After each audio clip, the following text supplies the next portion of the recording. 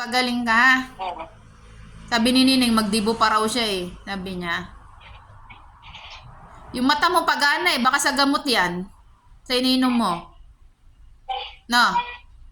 Gamot. Ano? Yung mata mo, yung ano mo pagana. Yung mukha mo, yung sa ininom mo sigurong gamot. Gamot ba?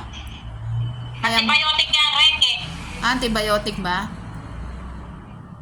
Oo, kaya siguro paga. Kumain ka pag inom ka ng gamot ha, kasi antibiotic yan. Kailan di ka gutom? Ano masakit sa'yo? Likod lang? Likod lang masakit sa'yo? Likod? Wala ubo sipon? Ano masakit sa inyo?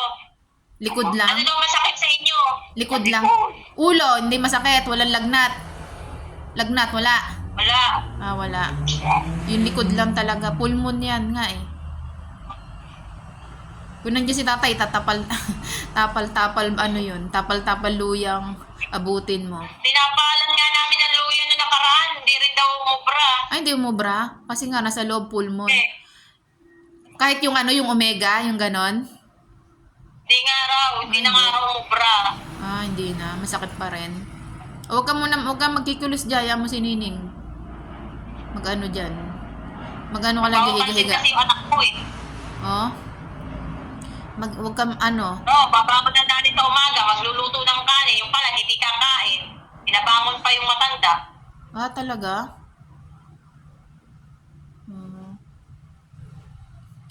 Huwag ka na, ano.